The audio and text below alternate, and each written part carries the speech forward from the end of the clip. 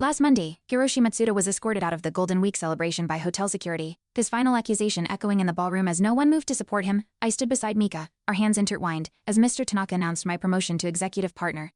The silence that followed was louder than applause. That was the moment Hiroshi's obsession ended, and mine began to mean something. Subscribe so you don't miss what's next. The first time I met Hiroshi, he was all politeness, too much of it. He bowed 3 times before shaking my hand. I thought it was respect. Mika said he was just nervous. That night, at a family dinner, he translated my every word to her father, but each phrase felt off. I smiled through it, thinking it was cultural nuance. Now I know better. That crooked grin wasn't humility, it was warning masked as tradition. During our first trip to Kyoto, Hiroshi joined us for tea at Kinkakuji. He corrected my every bow, laughably precise about etiquette. Mika laughed it off, but I noticed her eyes tighten. Later she whispered he'd always been protective, too protective. At the train station, he slipped a hand onto her shoulder, lingering just a second too long. I told myself I imagined it, but that moment stayed with me like a splinter. Hiroshi started showing up unexpectedly at my office, at cafes where Mika and I met, even once at a client dinner. He claimed it was coincidence, but he always had some remark about my pronunciation or attire. It wore me down. I began second-guessing everything, my words, my posture, even my tone. One night, Mika found me practicing Keigo phrases alone. You don't have to be perfect, she said, but it felt like I did. After a quarterly review, my boss asked why my proposal matched Hiroshi's freelance submission almost word for word. I froze. Hiroshi had seen my slides the week prior during a chance encounter at a coffee shop. My credibility was now questioned. Mika defended me, but doubt lingered in everyone's eyes at home. I slammed the laptop shut and stared at the floor. He wasn't just meddling, he was trying to erase me, one detail at a time. Toneb, a senior advisor, pulled me aside after a team meeting. Hiroshi did this to a colleague 5 years ago. He whispered he creates messes, then offers to fix them. A chill ran down my spine. That week, Hiroshi mailed my manager concerns about my cultural fit, citing my lack of humility. I sat in silence during my next review, fingers clenched beneath the table. I wasn't just under attack, I was being framed. Mika found an anonymous blog post accusing me of cultural insensitivity, word for word things Hiroshi had teased me about. Her hands trembled as she read. She wanted to confront him, but I stopped her. We needed proof. That night, I stared at the article's comments filled with subtle digs from fake profiles. It wasn't just sabotage, it was a campaign, one aimed at isolation, a doubt, at making me the villain in a country I was trying to call home. At the Tokyo Trade Gala, I spotted Hiroshi near the VIP lounge, schmoozing executives. I approached calmly. Let's talk, I said. He sneered. You don't belong here. I held out a copy of the leaked blog metadata, his IP address highlighted. His smile faltered. Mika stepped beside me, recording the exchange still. He laughed. You think that matters? Security hovered, unsure. My stomach twisted. I'd played my card. But had it been enough? 2 days later, I was summoned by the ethics committee. Hiroshi had submitted a counterclaim accusing me of reverse discrimination, weaponizing Japanese culture for career gain. The irony hit like a punch. I answered every question, backed by screenshots, timestamps, and testimonies from Toneb and Mika, but the doubt in the room was thick. My voice cracked once, just once, and that's all Hiroshi needed. He'd planted enough poison to make confidence look like arrogance. Mika's father, Mr. Tanaka, requested a private meeting. I bowed low, hands trembling. He offered tea but didn't smile. In Japan, harmony is power, he said. I nodded. And what if harmony is a lie? I replied, silence. Then, sometimes the lie protects the family. My heart dropped. He wasn't asking me to fight, he was warning me not to. I left without finishing the tea. That night, I slept beside Mika, but felt alone. The company announced an internal audit. I was relieved until I read the memo. It wasn't just about Hiroshi. My name was included. Alleged cultural misconduct. It read. Mika tried to comfort me, but I pulled away. That night, I sat in the dark, practicing apologies in formal Japanese. None of them sounded sincere. Because I wasn't sorry. I was furious and afraid. I'd come here to build a life. I was fighting for it. The audit interviews began. I wore my best suit and greeted each panelist with flawless etiquette, but Hiroshi had laced his lies with just enough truth. Every compliment I'd ever received twisted into manipulation. Every success reframed as exploitation. Tona defended me, so did Mika. Still, the board remained stiff. At the end, one man asked, "Do you love Japan?" I stared at him. Enough to stay through this. I said. He nodded but gave nothing away. Hiroshi made one last move, leaking a forged email suggesting I mocked Japanese traditions. It spread fast. Clients paused meetings. My inbox went silent. Mika confronted him outside his apartment. He didn't deny it.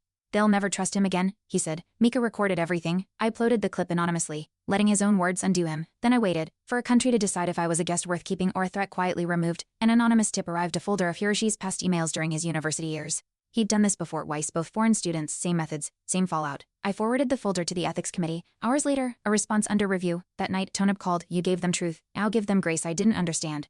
But Mika did. Don't fight like him, she whispered. Let the system see the difference. I exhaled and waited. The ethics board called for a live hearing. Hiroshi arrived defiant, dressed like a statesman. I brought nothing but Mika and a copy of my final proposal unedited. Time stunted mine. One by one, the panelists spoke, then a projector blinked on. Hiroshi's voice filled the room, the clip Mika had recorded. His words were poison. The silence afterward was absolute. For the first time, Hiroshi looked small, not defeated.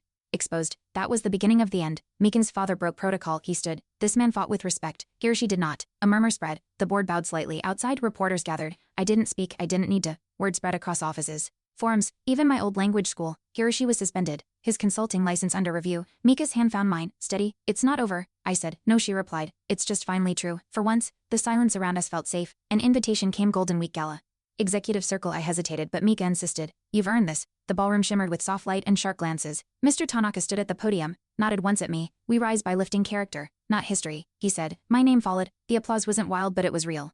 Hiroshi stood alone near the back, glass untouched. When our eyes met, he turned away. I hadn't won everything, but I'd kept myself. 2 weeks later, Hiroshi posted a lengthy apology, half admission, half justification. The damage was done. His clients withdrew. Former allies unfold on silence. But it wasn't revenge I felt, it was release. I watched Mika reading his post, her face unreadable. You okay? I asked. She nodded slowly. He was always this person. We just didn't want to see it. I closed the laptop, not with anger. Just peace. His chapter had closed, mine was rewriting itself. Mr. Tanaka invited us for dinner, just family, no suits, over soba. He handed me an old photo of Mika and Hiroshi as children. He was once kind, he said. But fear changes people. I nodded, unsure how to reply. You didn't replace him, Mr. Tanaka added. You showed up. That night, as we walked home beneath lanterns, Mika squeezed my hand. He finally sees you, she whispered. I didn't answer, I just held on tighter. At a networking panel, a young American intern nervously approached me. How did you do it? She asked. I paused, one bow at a time. She laughed, but her eyes said she understood. Later, she emailed me, thanks for making space. I forwarded it to Mika with no subject line. She replied with a heart. Hiroshi's storm had passed, but its winds left seeds, some bitter, some blooming. I'd survived. Now I was something more rooted. The head of international development approached me with a proposal, lead a mentorship program for foreign professionals. We need people who've lived the fracture, she said. I accepted, not for the title but for what it meant.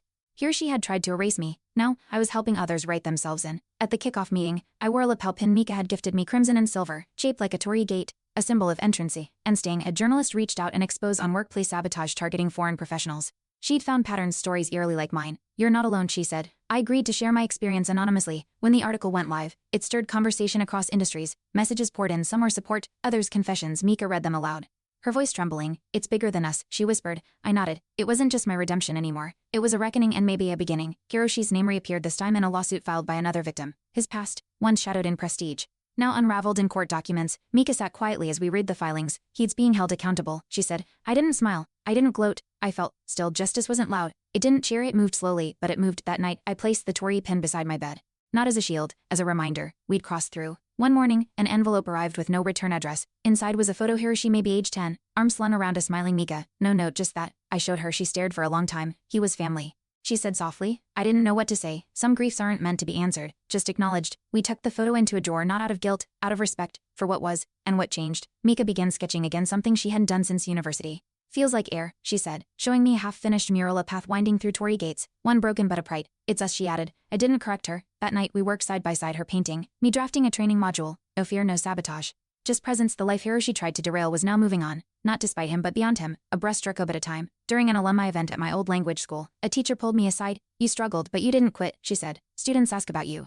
I blinked, surprised. Why? She smiled. Because you're proof it's possible. Her words stayed with me. That night, I walked home alone, past glowing vending machines and silent alleyways. For the first time, Tokyo didn't feel foreign. It felt earned. And every syllable I'd once mispronounced now echoed true. We hosted a dinner, just a few friends, mentors, and Mika's cousin visiting from Sapporo. At the end, Mr. Tanaka raised his glass. To those who earn their place with humility and courage, he said. Everyone looked at me. My throat tightened, but I smiled. No speeches. Just gratitude. Mika squeezed my knee under the table. Later, she whispered, you're not just in Japan, you're of it. That night, we lit incense for peace, for permanence. I visited the shrine alone, same one from my first week in Japan. Back then, I'd stumbled through the rituals. Now I moved with quiet confidence. A monk nodded as I bowed. Returning, he asked. I smiled, staying. I left a coin and wish paper at the offering box. The wish, that truth remains louder than fear. As I stepped back into the city, the noise didn't overwhelm me. It welcomed me. I belonged in the echo. Weeks later, the company unveiled a new initiative, cross-cultural mentorship, with my name at the top. Toneb smiled as he handed me the plaque. You didn't just survive, he said. You built something. Mika took a photo of me beside the sign that once intimidated me. It fits now, she said. And it did. Not because I changed who I was, but because I refused to be erased. I wasn't just a nameplate. I was part of the foundation. I sat in our apartment's balcony, overlooking Tokyo's skyline, sipping green tea Mika brewed. The city no longer loomed, it pulsed with familiarity. My Torii pin rested on the table, catching the light. Every moment I'd wanted to quit flashed back, but I stayed. Not just for love or pride, but for the man I wanted to become. I'd crossed cultures, doubts, betrayals, and now I stood not above but within. Rooted, not just present. We passed the mural daily, Mika's Torii path winding in crimson and gold. One afternoon, a stranger paused, admiring it. It gives peace, she said. Mika smiled. That's what it gave us too. I watched her, paint-streaked fingers laced with mine. The war Hiroshi waged was over, but its lesson stayed. We built something not perfect, but real. And like the Torii in her painting, even the broken parts stood upright, visible and sacred in their resilience. Hiroshi left Tokyo quietly, last I heard. He was consulting abroad, no press, no drama, just distance. His name faded from inboxes and whispers. At a mentorship dinner, someone asked, "Whatever happened to him?" I simply said, "He taught me what not to become." And that was truth, not vengeance, just clarity earned the hard way. Sometimes, silence is the real closure. At our wedding, Mika wore a sakura pin in her hair. I wore the Tori one on my lapel. Mr. Tanaka gave a toast not long but full of warmth. The guests applauded, not for status, but for the story they'd seen unfold. We weren't just surviving anymore, we were celebrating together, and the past, with all its weight, bowed quietly behind us as we stepped forward. Thanks for watching. Hit subscribe to check out more stories on my channel.